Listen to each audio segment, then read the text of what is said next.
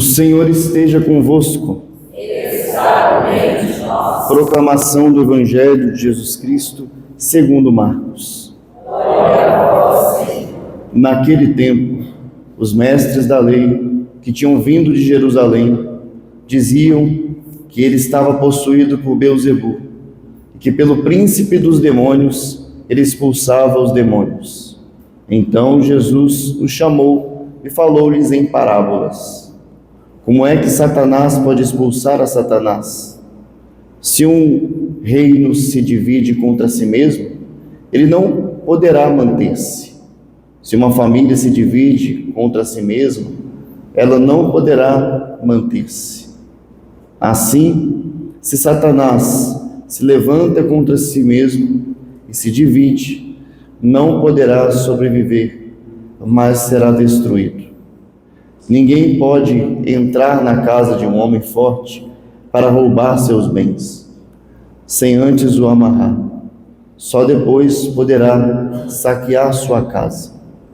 Em verdade vos digo, tudo será perdoado aos homens, tanto os pecados como qualquer blasfêmia que tiverem dito. Mas quem blasfemar contra o Espírito Santo nunca será perdoado, mas será culpado de um pecado eterno. Jesus falou isso porque diziam: ele está possuído por um espírito mau. Palavra da salvação. Glória a vós, Senhor.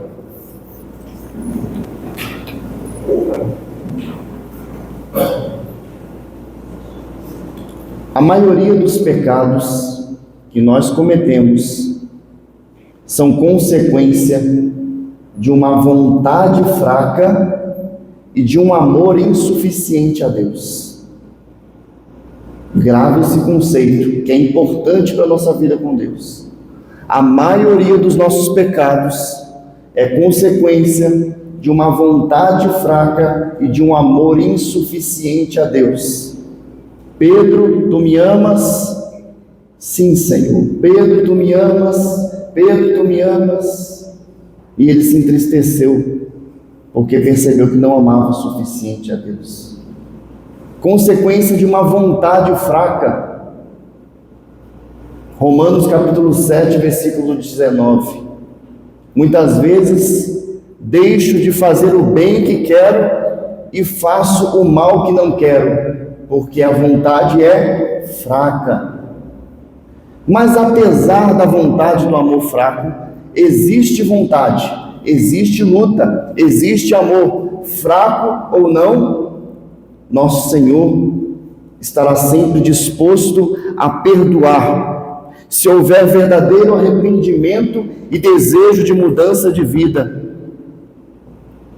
Arrependimento e desejo de mudança de vida.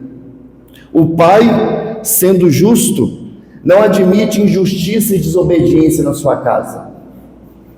É incompatível desobediência e injustiça na casa de Deus. No entanto, diante de um filho pródigo com o coração humilhado, contrito, que diante dos pés do Pai pede misericórdia, a misericórdia de Deus se torna maior.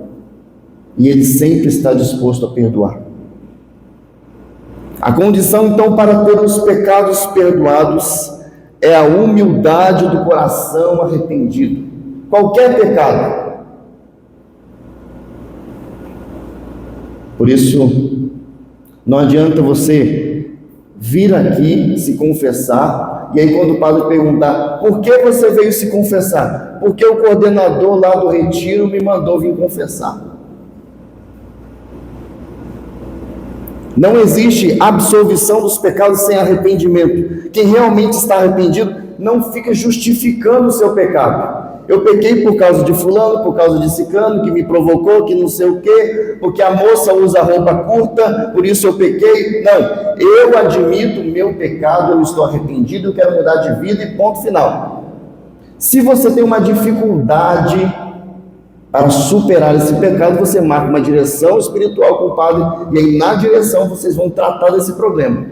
Mas na confissão é o lugar de eu me acusar. Arrependido, eu me proponho mudar de vida. Mas agora estou falando de que tudo isso tem perdão se tem arrependimento, se tem um coração contrito. No entanto, o pecado contra o Espírito Santo é contrário a tudo isso. O pecado contra o Espírito Santo é uma rejeição consciente e deliberada à graça de Deus. O que é o pecado contra o Espírito Santo? Repita comigo: é uma rejeição consciente e deliberada da graça de Deus. Não há arrependimento. O médico disse para você: se você fumar, vai morrer. E aí você diz: eu quero morrer fumando.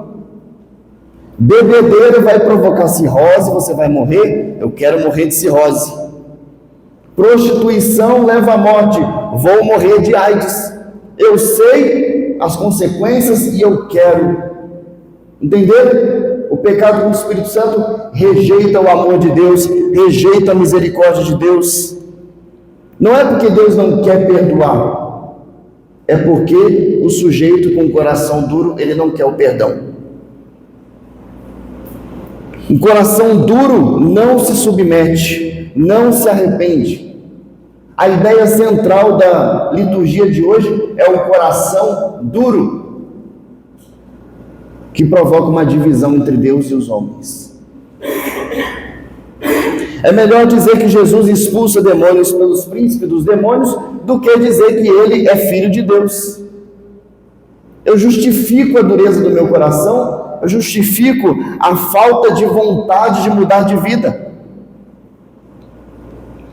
Portanto, as três causas do endurecimento do coração. Primeiro, repitam comigo: desistir da santidade. Desistir da santidade. Acostumar-se com o pecado. Acostumar-se com o pecado. Pessoa não se confessa e ainda cria justificativa para o seu pecado. Cria justificativa para o seu pecado. Então, masturbação é uma coisa da natureza humana, do instinto do homem. Então não precisa confessar. E aí ela vai criando teorias dentro da cabeça dela para justificar o seu pecado e o seu mal, porque tem um coração duro e não se arrepende, e não quer lutar. Eu nasci assim, eu cresci assim, eu sou mesmo assim, vou morrer assim, Gabriela. Coração duro. O segundo, falta de fé. Não acredita em Jesus como Salvador e Redentor. Para essas pessoas, o céu, o inferno, o diabo é tudo invenção. Essa pessoa, ela justifica a sua falta de fé, mas ela não é capaz de justificar o vazio da sua alma. Não é capaz de justificar o vazio existencial que ela vive.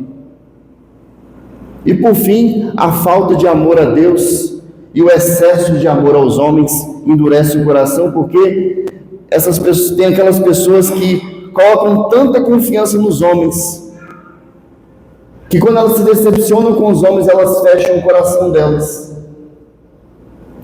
Diante das decepções na igreja, na pastoral, no grupo, ela colocou tanta confiança no padre. E entenda uma coisa, gente: capacidades, dons são diferentes de virtude. Às vezes o padre prega muito bem, às vezes o padre, mas você não sabe se ele tem virtude, se ele tem santidade na vida dele. Vocês não sabem, vocês vêm aqui, vocês não sabem se eu tenho virtude. Vocês não moram comigo. Por isso, a sua confiança não deve estar em mim, deve estar nele. E o que eu digo não são as minhas palavras, são as palavras dele. Então, ainda que eu diga para você que o vício é ruim e vocês me encontrem viciado por aí, o vício continua sendo ruim. A verdade continua sendo verdade, independente de quem a diga. E aí tem aquela que justifica o seu pecado nos pecados dos outros. porque coloca mais confiança nos homens do que em Deus. Se ninguém reza, eu também não rezo. Se o coordenador trai a esposa, eu também traio. Qual o problema? Está vendo? Você se nivela por baixo. Coração duro. Não tem salvação para quem não tem arrependimento. Hebreus 3, capítulo 11. Assim jurei em minha ira, jamais entrarão no meu repouso aqueles que não se arrependem, que não se convertem, que não lutam, que não mudam de vida. Não tem justificativa. Só tem um caminho, o arrependimento. Vamos inclinar nossa cabeça um minutinho. E diga comigo assim: Senhor Jesus, quebra o meu orgulho, quebra o meu coração duro de pedra, dá-me a graça do arrependimento que vem de Ti. Eu quero ser santo, eu quero ser melhor, fortalece minha vontade, aumenta o meu amor por Ti, para que eu lhe seja fiel. Amém.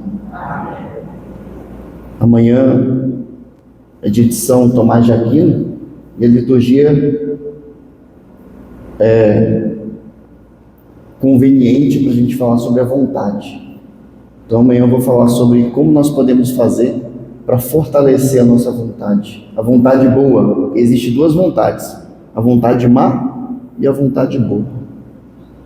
Louvado seja o nome do nosso Senhor Jesus Cristo.